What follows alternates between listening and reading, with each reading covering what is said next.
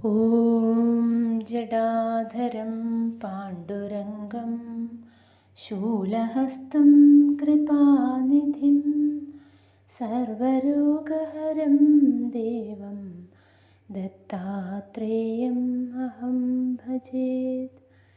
ഗുരുപരമ്പരയ്ക്കും Shri P Keshavan നമ്പൂതിരിക്കും പ്രണാമം. ശ്രീപാദ ശ്രീവല്ലഭ ചരിതാമൃതാകാരേണ ഗുരുദത്താത്രേയ ശ്രീപാദ ശ്രീവല്ലഭ പരബ്രഹ്മണേ നമഃ. അവതാര പുരുഷന്മാരും സാധകന്മാരും തമ്മിലുള്ള വ്യത്യാസം. ബംഗാരപ്പ പറഞ്ഞത് കേട്ടതിനു ശേഷം എൻ്റെ മനസ്സിൽ ചില സംശയങ്ങൾ ഉണ്ടായി. അവയെ തീർക്കുവാനായി ഞാൻ ഇങ്ങനെ ചോദിച്ചു: ശ്രീമാൻ, ജീവികൾക്ക് മാത്രമാണോ പരിണാമ പ്രക്രിയ ഉള്ളത്? അവതാരങ്ങൾക്കും അത് ബാധകമാണോ? ബംഗാരപ്പ പറഞ്ഞു: അവതാരങ്ങൾ കാലത്തിൻ്റെ ആവശ്യാനുസരണമായി ഉണ്ടാകുന്നു. മനുഷ്യൻ ദൈവികത്വം നേടുന്നുവെങ്കിൽ ആ മനുഷ്യനെ സമർത്ഥ സദ്ഗുരു എന്ന് പറയുന്നു. ദൈവം മനുഷ്യനായി വരുമ്പോൾ അതിനെ അവതാരം എന്ന് പറയുന്നു. മത്സ്യം വെള്ളത്തിൽ വേഗത്തിൽ സഞ്ചരിക്കുന്നു. ഒരു ആമ വെള്ളത്തിലും ഭൂമിക്ക് മുകളിലും വേഗത്തിൽ നീങ്ങുന്നു. പന്നി, അതായത് ഖഡ്ഗമൃഗം, കാണ്ടാമൃഗം, ഭൂമിക്ക് മുകളിൽ വേഗത്തിൽ ഓടുന്നു.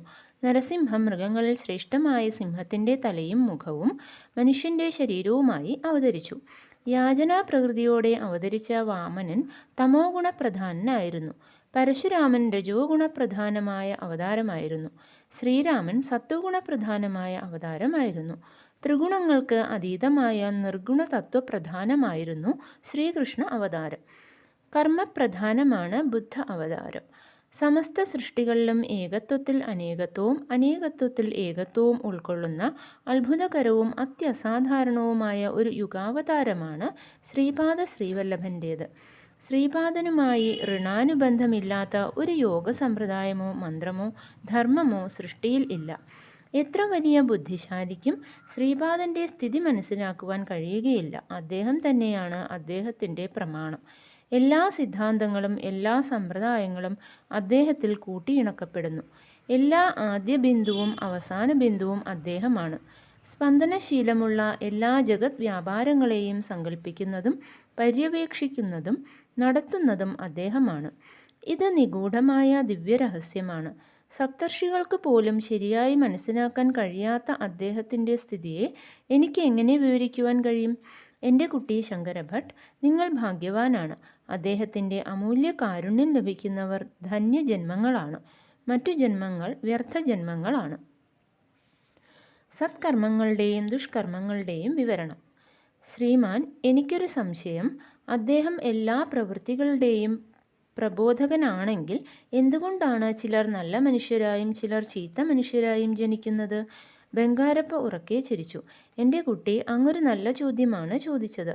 എല്ലാ സൃഷ്ടികളും പരസ്പര വിരുദ്ധങ്ങളായ ദ്വന്ദ്ങ്ങളെ കൊണ്ടാണ് ഉണ്ടാക്കപ്പെടുന്നത്. മരണഭയമില്ലെങ്കിൽ ഒരു കുട്ടിയുടെ അമ്മ പോലും അതിനെ സ്നേഹിക്കുകയില്ല. വേദങ്ങളിൽ പുരുഷൻ എന്ന വാക്ക് ആത്മാവ് എന്ന അർത്ഥത്തിലാണ് ഉപയോഗിച്ചിട്ടുള്ളത്. പുരുഷാധിപത്യത്തെ സൂചിപ്പിക്കാനല്ല. മനുഷ്യധർമ്മവും മൃഗധർമ്മവും തമ്മിൽ വ്യത്യാസമുള്ളതുപോലെ തന്നെ മനുഷ്യധർമ്മവും ദൈവധർമ്മവും തമ്മിലും വ്യത്യാസമുണ്ട്. ദ്വന്ദ്ങ്ങളില്ലായിരുന്നു എങ്കിൽ പരിണാമം സാധ്യമാവുകയില്ല. ഈശ്വരൻ സർവശക്തനാണ് എന്ന് പറയുമ്പോൾ നല്ല ശക്തികൾ മാത്രമാണ് ഈശ്വരനിൽ ഉള്ളതെന്ന് അർത്ഥമാക്കുന്നില്ല. നമ്മൾ ഈ ലോകത്തിൽ കാണുന്ന തട്ടിപ്പ്, വഞ്ചന, ബലപ്രയോഗം മുതലായവയെല്ലാം ആ സർവശക്തിയുടെ ഭാഗമാണ്. ദുഃഖമുള്ളതുകൊണ്ടാണ് നാം സുഖത്തിനു വേണ്ടി ആഗ്രഹിക്കുന്നത്. ദുഃഖാനുഭവം ഇല്ലെങ്കിൽ സുഖാനുഭവം എന്തെന്നറിയുകയില്ല. നാം കാണുന്ന ഈ കോടാനുകോടി നക്ഷത്രങ്ങൾ ആദ്യകാലത്ത് അസംഘടിതമായ രീതിയിലായിരുന്നു. അവ പരസ്പരം കൂട്ടിമുട്ടിയപ്പോൾ ചിലവ ഉടയുകയും കുറേ നക്ഷത്രങ്ങൾ കൂടി ഉണ്ടാവുകയും ചെയ്തു. ഇപ്രകാരം പല പ്രാവശ്യം സംഭവിച്ചപ്പോൾ ഇന്ന് നാം കാണുന്ന സുവ്യവസ്ഥിതമായ നക്ഷത്ര സമൂഹങ്ങൾ ഉണ്ടായി. സൗരയൂഥത്തിലെ ഗ്രഹങ്ങൾ ഒരു സുവ്യവസ്ഥിതമായ ഭ്രമണപഥത്തിൽ സൂര്യനെ ചുറ്റുന്നു. ധ്രുവ നക്ഷത്രം സൂര്യന് താങ്ങാണ്. ഇപ്രകാരം സൃഷ്ടി ആകർഷണ വികർഷണങ്ങളിലൂടെ നടന്നുകൊണ്ടിരിക്കുന്നു. പരമാത്മാവിനോട് ആകർഷണമുള്ള ഒരാൾ ആസ്തികനാവുകയും സത്കർമ്മങ്ങൾ ചെയ്യുകയും ചെയ്യുന്നു. വികർഷണമുള്ള ആൾ നാസ്തികനാവുകയും ദുഷ്കർമ്മങ്ങൾ ചെയ്യുകയും ചെയ്യുന്നു.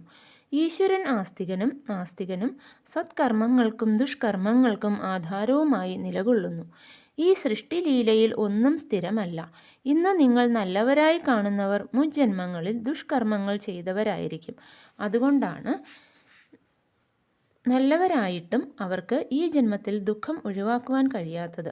മുൻ ജന്മങ്ങളിൽ ചെയ്ത സത്കർമ്മങ്ങളിൽ നിന്നുള്ള പുണ്യം കൊണ്ടാണ് ചീത്ത ജനങ്ങൾക്ക് ഈ ജന്മങ്ങളിൽ സുഖം അനുഭവിക്കുവാൻ കഴിയുന്നത്. പാപകർമ്മവും പുണ്യകർമ്മവും ഉടനെ ഫലം നൽകുന്നില്ല. എന്നാൽ വലിയൊരു പാപകർമ്മമോ വലിയൊരു പുണ്യകർമ്മമോ ഉടനെ ഫലം നൽകുന്നു. ഏതു വിധത്തിലുള്ള സദാചാരങ്ങളാണ് മനുഷ്യന് സുഖജീവിതം സാധ്യമാക്കുന്നത് എന്ന് സദ്ഗ്രന്ഥങ്ങൾ നമ്മെ പഠിപ്പിക്കുന്നു.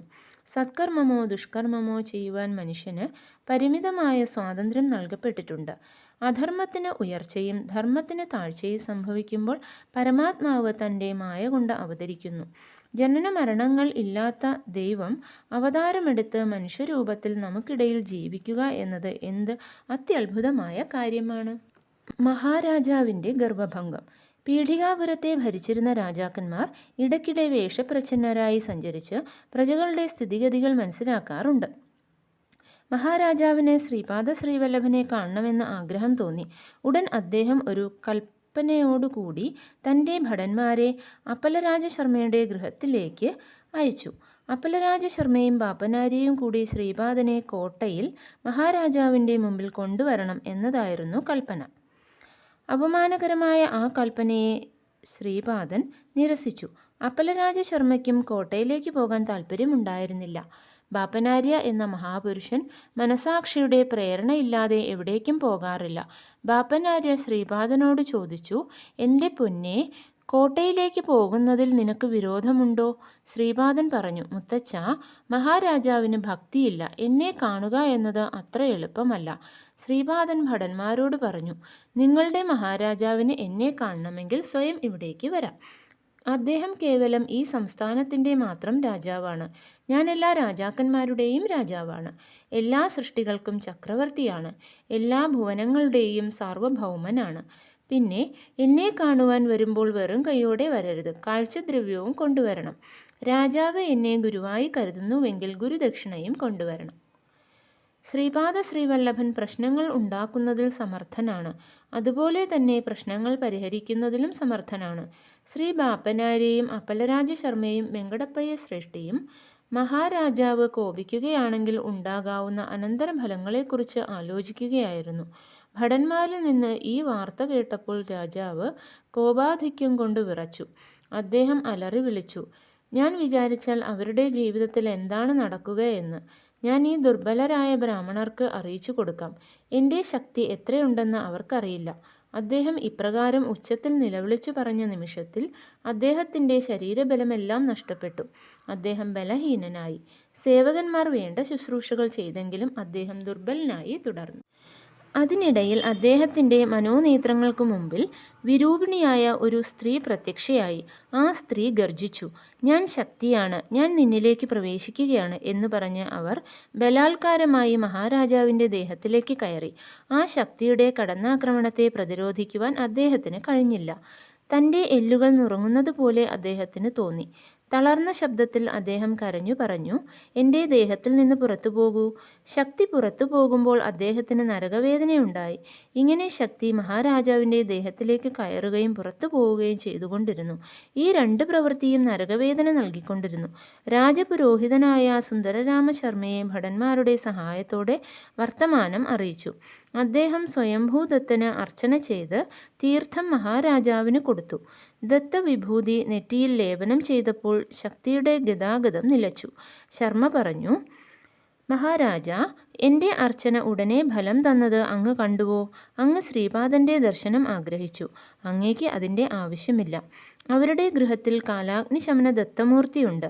അതിൻ്റെ പൂജ കൊണ്ട് അപ്പലരാജശർമ്മയ്ക്ക് ചെറിയ ചെറിയ ശക്തികൾ സിദ്ധിച്ചിട്ടുണ്ട്. മന്ത്രാനുഷ്ഠാനം കൊണ്ട് ബാപ്പനാരിക്ക് ചില ശക്തികൾ സിദ്ധിച്ചിട്ടുണ്ട്. പിന്നെ വെങ്കടപ്പയ്യ ശ്രേഷ്ഠി വൈശ്യനാണ്. ഒരു നല്ല വസ്തുവിനെ അത് വ്യാജവസ്തുവാണെന്ന് വാദിച്ച് കുറഞ്ഞ വിലയ്ക്ക് വാങ്ങുവാൻ അയാൾക്ക് കഴിയും. ഒരു വ്യാജവസ്തുവിനെ യഥാർത്ഥമായതാണെന്ന് നമ്മെ വിശ്വസിപ്പിച്ച് വലിയ വിലയ്ക്ക് വിൽക്കുവാനും അയാൾക്ക് കഴിയും. അവർ ഭാവനയിലൂടെയാണ് ശ്രീപാദന് അവിശ്വസനീയമായ ഇല്ലാത്ത ശക്തികൾ ഉണ്ടെന്ന് സ്ഥാപിച്ച് അയാളെ ആരാധിക്കുന്നു." നരസിംഹവർമ്മ ഒരു ശ്രേഷ്ഠനായ ക്ഷത്രിയനാണെങ്കിലും മൂഢത്വം കൊണ്ട് ശ്രീപാദനെ ദത്ത അവതാരമെന്ന് സ്തുതിച്ചുകൊണ്ട് നടക്കുകയാണ്. അങ്ങ് വ്യാകുലപ്പെടേണ്ട കാര്യമില്ല. നമ്മുടെ അനുഷ്ഠാനങ്ങൾ ശക്തിമത്താണ്. മഹാരാജാവിൻ്റെ ആജ്ഞയെ ധിക്കരിക്കുവാൻ അവർക്ക് എങ്ങനെ ധൈര്യമുണ്ടായി? മഹാരാജാവിന് ബലം പ്രയോഗിച്ച് ശ്രീപാദനെ ഇവിടേക്ക് കൊണ്ടുവരുവാൻ കഴിയുകയില്ലേ? ഈ മുഖസ്തുതി കേട്ട മഹാരാജാവ് ദുർബലമായ ശബ്ദത്തിൽ ഇങ്ങനെ പറഞ്ഞു: അയാളെ ബലമായി ഇവിടെ കൊണ്ടുവന്നിട്ട് എനിക്ക് എന്ത് ലാഭമാണുള്ളത്? എനിക്ക് അപകീർത്തി ഉണ്ടാകും എന്ന് മാത്രം. ശ്രീപാദന് ക്ഷുദ്രവിദ്യ അറിയാമെന്ന് ഞാൻ ഊഹിക്കുന്നു. ശ്രീപാദൻ എൻ്റെ നേരെ ഒരു ശക്തിയെ പ്രയോഗിച്ചിരിക്കുന്നു. അല്ലെങ്കിൽ ആ ശക്തി എൻ്റെ ദേഹത്തിൽ ഗതാഗതം ചെയ്യാൻ എന്താണ് കാരണം? അങ്ങ് ഇതിനൊരു പരിഹാരമുണ്ടാക്കണം. അങ്ങ് ഞങ്ങളുടെ കുലഗുരുവാണ്, ഞങ്ങളുടെ ശ്രേയസിനെ കാക്ഷിക്കുന്നവനാണ്. അപ്പോൾ ശർമ്മ പറഞ്ഞു: മഹാരാജ, ദത്തപുരാണം ബ്രാഹ്മണരെ കൊണ്ട് പാരായണം ചെയ്യിക്കണം. സ്വയംഭൂദത്തന് അർച്ചനകൾ ചെയ്യിക്കണം. ബ്രാഹ്മണ സമാരാധന നടത്തണം. അവർക്ക് വലിയ ദക്ഷിണകൾ നൽകണം. എല്ലാ ജാതിക്കാർക്കും അന്നദാനം നടത്തണം. ഇതെല്ലാം ചെയ്താൽ ദത്തൻ പ്രസാദിക്കും. ശ്രീപാദൻ അടങ്ങിക്കൊള്ളും. ക്ഷുദ്രശക്തികളിൽ നിന്നുള്ള ബാധകൾ നിവാരണം ചെയ്യപ്പെടും. രാജപുരോഹിതൻ്റെ നിർദ്ദേശങ്ങൾ അനുസരിച്ച് എല്ലാ ഏർപ്പാടുകളും ചെയ്യപ്പെട്ടു. പീഠികാപുര പ്രദേശത്ത് ധാരാളം വനങ്ങളുണ്ടായിരുന്നു. പട്ടണത്തിൽ കള്ളന്മാരെ കൊണ്ടുള്ള ശല്യവും ധാരാളമായിട്ട് ഉണ്ടായിരുന്നു. ദത്തപുരാണ പാരായണം തുടങ്ങിയ ദിവസം മുതൽക്ക് നഗരത്തിൽ മോഷണം വർദ്ധിച്ചു. രാജാവിന് അതിനെ അമർച്ച ചെയ്യുവാൻ കഴിഞ്ഞില്ല. അദ്ദേഹം കാണുന്ന ഭയപ്പെടുത്തുന്ന സ്വപ്നങ്ങളുടെ എണ്ണം വർദ്ധിച്ചു. ചികിത്സ രോഗത്തേക്കാൾ വലിയ ദുരിതമായി എന്ന് പറയുന്നത് പോലെ ക്ലേശങ്ങൾ വർദ്ധിച്ചു. രാജാവ് തൻ്റെ പൂർവികരെ സ്വപ്നങ്ങളിൽ കണ്ടു. അവർ ക്ഷീണിച്ച് മെലിഞ്ഞ് ആഹാരത്തിനോട് ആർത്തി കാണിക്കുന്ന യാചകരെ പോലെ ദയനീയമായി കാണപ്പെട്ടു. അവർ ചോദിച്ചു: നീ എന്തുകൊണ്ടാണ് ഞങ്ങൾക്ക് ശ്രാദ്ധഭക്ഷണം നൽകാത്തത്? ഞങ്ങൾ ഈ പ്രേതദേഹത്തിൽ തന്നെ കഴിയണം എന്നാണോ? ഞങ്ങൾക്ക് സദ്ഗതിയില്ലേ? താൻ അവർക്ക് വേണ്ടി ശാസ്ത്രവിധി പ്രകാരമുള്ള എല്ലാ കർമ്മങ്ങളും ചെയ്യുന്നുണ്ട് എന്ന് രാജാവ് പറഞ്ഞു. പൂർവികന്മാർ പറഞ്ഞു: നീ ചെയ്യുന്നുണ്ട്, ശരി തന്നെ. എന്നാൽ അവ ഞങ്ങളുടെ അടുത്തേക്ക് എത്തുന്നില്ല. അനുഷ്ഠാനങ്ങൾ ചെയ്യുന്ന ബ്രാഹ്മണർ മന്ത്രപൂർവകമായി കർമ്മങ്ങൾ ശ്രദ്ധയോടെ ചെയ്യണം. അതേവിധമുള്ള ശ്രദ്ധാഭക്തികളോടെ ശ്രാദ്ധങ്ങൾ ചെയ്തെങ്കിൽ മാത്രമേ പിതാക്കൾക്ക് സദ്ഗതി ലഭിക്കുകയുള്ളൂ. പിതാക്കളുടെ നിലവിളികളും ആർത്തനാദങ്ങളും മൂലം രാജാവിന് രാത്രികളിൽ ഉറങ്ങാൻ കഴിയാതായി. കണ്ണടച്ചാലും തുറന്നാലും ഇതേ സ്ഥിതി തുടർന്നു. ഇത്ര കൊണ്ട് മതിയാകാത്തതുപോലെ വിവാഹപ്രായമായ രാജകുമാരിക്ക് ഭൂതബാധയുണ്ടായി. രാജകുമാരി ചപ്രത്തലമുടിയോടെ അട്ടഹസിക്കുകയും കയ്യിൽ കിട്ടിയ വസ്തുക്കളെയെല്ലാം പുറത്തേക്ക് വലിച്ചെറിയുകയും ചെയ്തു. ഭക്ഷണത്തിന് ഇരുന്നാൽ അന്നത്തിൽ ധാരാളം കൃമികീടങ്ങളെ കാണും. പെട്ടെന്ന് വസ്ത്രങ്ങൾക്ക് തീപിടിക്കും. അന്നദാനം നടക്കുന്ന സ്ഥലങ്ങളിൽ രാജാവ് ചെല്ലുമ്പോൾ അദ്ദേഹത്തിൻ്റെ വംശത്തിലെ മരിച്ചുപോയ സ്ത്രീകളെയും പുരുഷന്മാരെയും മെലിഞ്ഞ ശരീരത്തോടെയും ദീനവും ഹീനവുമായ സ്ഥിതിയിലും അവിടെ കാണും. രാജാവിൻ്റെ അവസ്ഥ ദയനീയമായിരുന്നു. സുന്ദരരാമശർമ്മയുടെ ഗൃഹത്തിലെ പരിസ്ഥിതിയും ഇതിൽ ഭേദമായിരുന്നില്ല. അദ്ദേഹത്തിൻ്റെ സ്വതവേ ശാന്തയും സൗമ്യപ്രകൃതിയുമായ ഭാര്യ പെട്ടെന്ന് അടുക്കളയിലെ പാത്രങ്ങൾ കൊണ്ട് അദ്ദേഹത്തിൻ്റെ തലയ്ക്കടിക്കുവാൻ തുടങ്ങി. മകൻ ഒരു കയറുകൊണ്ട് അദ്ദേഹത്തെ ഒരു തൂണിനോട് ചേർത്ത് കെട്ടിയിട്ടു. മകൾ അദ്ദേഹത്തിൻ്റെ ദേഹത്ത് തുപ്പുകയും മുഖത്ത് ചെരുപ്പ് കൊണ്ട് അടിക്കുകയും ചെയ്തു. അദ്ദേഹം ഭക്ഷണം ചോദിച്ചപ്പോൾ അവർ വൈക്കോൽ തിന്നുവാൻ കൊടുത്തു. അത് തിന്നില്ലെങ്കിൽ തീയിലിട്ട് പഴുപ്പിച്ച കമ്പി കൊണ്ട് പൊള്ളിക്കുമെന്ന് ഭീഷണിപ്പെടുത്തി. എന്നാൽ ശർമ്മ ഏർപ്പെടുത്തിയ ബ്രാഹ്മണർ ദത്തപുരാണ പാരായണം തുടർന്നു. അന്നത്തെ പാരായണം കഴിഞ്ഞ് അവർ ഭക്ഷണം കഴിച്ചു കഴിഞ്ഞപ്പോൾ ഭൂതപ്രേത പിശാചുക്കൾ അവിടെയുള്ളവരെ ഭയപ്പെടുത്തിക്കൊണ്ട് ഗൃഹത്തിൽ യഥേഷ്ടം സഞ്ചരിക്കുവാൻ തുടങ്ങി. ചില സ്ത്രീകൾ ഭീകരമായി ചിരിച്ചുകൊണ്ട് ഇപ്രകാരം വിളിച്ചു പറഞ്ഞു: നിങ്ങൾ പുരോഹിതനായിരിക്കുന്ന രാജകുടുംബത്തിലെ പൂർവികന്മാർ അന്യസ്ത്രീകളെ മാതാക്കളായി കാണാതെ അവരെ ബലാത്സംഗം ചെയ്തു. ഞങ്ങൾ മറ്റാരുമല്ല, ആ പീഡനം അനുഭവിച്ച സ്ത്രീകൾ തന്നെയാണ്. ഞങ്ങളെ ഭർത്താക്കന്മാരുടെ കൂടെ സുഖമായി ജീവിക്കാൻ അനുവദിക്കാതെ അവർ ഞങ്ങളോട് ചെയ്തത് മഹാപരാധമാണ്. ഞങ്ങൾക്ക് രാജാവിൻ്റെ കുടുംബത്തോട് പ്രതിക്രിയ ചെയ്യണം. ശേഷക്രിയകളും മറ്റും ചെയ്തതുകൊണ്ട് മാത്രം ഞങ്ങൾക്ക് സദ്ഗതി ലഭിക്കുകയില്ല. നിങ്ങൾ രാജാവിൻ്റെ കയ്യിൽ നിന്ന് വളരെയധികം ധനം ദക്ഷിണകളായി സ്വീകരിച്ചിട്ടുണ്ട്. കളങ്കിതമായ ആ ധനം നിങ്ങൾ സൂക്ഷിച്ചു വെച്ചിരിക്കുന്നു. ആയതുകൊണ്ട് ഞങ്ങൾക്ക് നിങ്ങളുടെ കുടുംബത്തെ ശല്യം ചെയ്യണം. പാരായണം നടത്തിയിരുന്ന ബ്രാഹ്മണരും സുന്ദരരാമശർമ്മയും മഹാരാജാവും വളരെയധികം ഭയപ്പെട്ടു. ബ്രാഹ്മണർ ഇങ്ങനെ പരിതപിച്ചു: ദത്തപുരാണ പാരായണം കൊണ്ട് ശുഭഫലങ്ങൾ സിദ്ധിക്കും എന്നാണ് ഞങ്ങൾ മനസ്സിലാക്കിയിട്ടുള്ളത്. എന്തുകൊണ്ടാണ് ഇത് വിപരീതമാകുന്നത്? ഈ പുരാണ പഠനം കൊണ്ട് ശങ്കരൻ പ്രസന്നനാവുകയും തൻ്റെ ഭൂതപ്രേത പിശാച ഗണങ്ങളോട് ഒന്നിച്ച് കരാള നൃത്തം ചെയ്യുകയും ചെയ്യുന്നു. ഈ പുരാണ പഠനം കൊണ്ട് വിഷ്ണു പ്രസന്നനായി. നമുക്ക് അന്നം നിഷേധിക്കുകയും ആഹാരത്തിനു വേണ്ടി എത്തുന്ന ഭിക്ഷക്കാരെ അനുഗ്രഹിക്കുകയും ചെയ്യുന്നു. ബ്രഹ്മദേവനാകട്ടെ അസഭ്യവും നിന്ദ്യവുമായ വാക്കുകൾ പറയുന്നവരെ സൃഷ്ടിക്കുന്നു.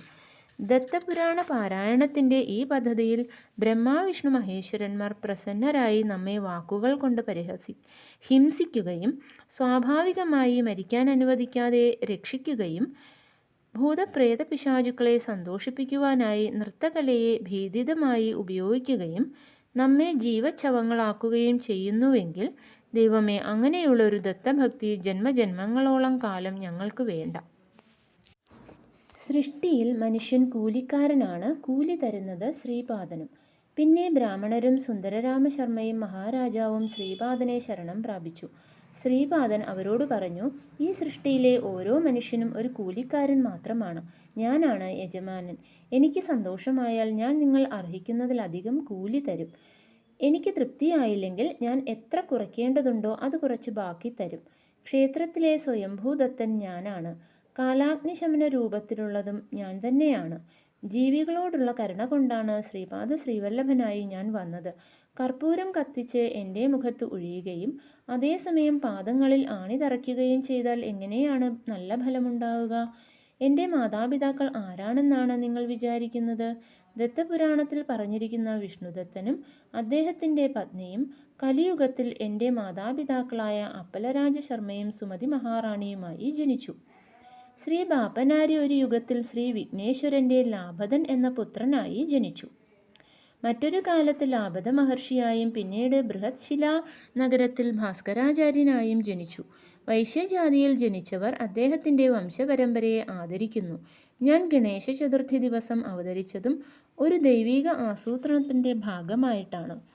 വാസവി കന്യകാ പരമേശ്വരിയായ ഞാൻ അവതരിച്ചതു മുതൽ ശ്രീ വെങ്കടപ്പയ്യ ശ്രേഷ്ഠിയുമായുള്ള ഋണാനുബന്ധവും വത്സവായ നരസിംഹവർമ്മയുമായുള്ള സിംഹാചല ക്ഷേത്രത്തിലെ നൃസിംഹരൂപത്തിലുള്ള എൻ്റെ ഋണാനുബന്ധവും എന്നും നിലനിൽക്കും. യഥാർത്ഥ പുണ്യവാന്മാരായതുകൊണ്ട് അവർ ഞാനുമായി ഈ അവതാരത്തിൽ ബന്ധപ്പെട്ടു. അവരുടെ സ്നേഹവും വാത്സല്യവും ജന്മജന്മങ്ങളിൽ എന്നെ ബന്ധിക്കുന്നു. ഞാൻ നരസിംഹ സരസ്വതിയായി അവതരിക്കുമ്പോൾ എൻ്റെ മാതാമഹനായ ബാപ്പനാരിയുടെ കൃത്യമായ സാദൃശ്യത്തിൽ ജനിക്കും. അദ്ദേഹം തൻ്റെ കയ്യിലുള്ള ചെമ്പുപാത്രത്തിൽ നിന്ന് ജലം എടുത്തു തളിച്ച് ഭൂതപ്രേതങ്ങൾക്ക് വിമുക്തി നൽകുന്നു. അതുപോലെ ഞാനും നരസിംഹ സരസ്വതിയായുള്ള അവതാരകാലത്ത് ഗന്ധർവ നഗരത്തിൽ എന്നെ സന്ദർശിക്കുന്ന ഭക്തന്മാരുടെ ഭൂതപ്രേതബാധകളെ നീക്കി ആ ഭൂതപ്രേതങ്ങൾക്ക് സദ്ഗതി നൽകും. ധനവാനാണെന്ന് വെച്ച് ഗർവമുണ്ടാകരുത്. നിങ്ങളുടെ കൈവശമുള്ള ധനം ശുദ്ധിയുള്ളതായിരിക്കണം, അല്ലെങ്കിൽ നിങ്ങൾക്ക് ദുഃഖങ്ങൾ ഉണ്ടാകും. നിങ്ങൾ പുണ്യവാനാണെന്ന ഗർവം തോന്നുകയാണെങ്കിൽ നിങ്ങൾ മുഴുവനായും പുണ്യവാനല്ലെന്നറിയുക. നിങ്ങളുടെ കണക്കുകൾ എൻ്റെ കൈവശമുണ്ട്. നിങ്ങളോടുള്ള കാരുണ്യം കൊണ്ട് ഞാൻ നിങ്ങളുടെ പാപകർമ്മങ്ങളുടെ ഫലങ്ങൾ റദ്ദു ചെയ്തു എന്നറിയുക. പാപബോധം നിങ്ങളെ തളർത്തുകയും നിങ്ങൾ എന്നെ അഭയം പ്രാപിക്കുകയും സ്നേഹപൂർവ്വം എന്നെ ശ്രീപാദദത്ത, ശ്രീ വല്ലഭദിഗംബര എന്ന് വിളിക്കുകയും ചെയ്യുന്നുവെങ്കിൽ ഞാൻ നിമിഷം കൊണ്ട് നിങ്ങളുടെ പാപങ്ങളെയെല്ലാം ഭസ്മീകരിച്ച് നിങ്ങളെ പുണ്യവാന്മാരാക്കും. സത്യത്തെ അസത്യമായും അസത്യത്തെ സത്യമായും കണ്ടതുകൊണ്ടാണ് നിങ്ങൾ എല്ലാ കഷ്ടപ്പാടുകളും അനുഭവിക്കാനിടയായത്. ശ്രീപാദ ശ്രീവല്ലഭനെ അധിക്ഷേപിച്ചതുകൊണ്ട് നിങ്ങൾക്ക് അസാധാരണവും വിചിത്രവുമായ പ്രശ്നങ്ങളെ നേരിടേണ്ടി വന്നു. നിങ്ങൾ ഭക്തിയോടുകൂടി ദത്തപുരാണ പാരായണം നടത്തിയെങ്കിലും അത് നിങ്ങൾക്ക് ഒരു സമാധാനവും നൽകിയില്ല. ദത്തൻ തന്നെയാണ് ശ്രീപാദ ശ്രീവല്ലഭനായി വന്നിരിക്കുന്നത്. ഇത് സത്യമാണ്.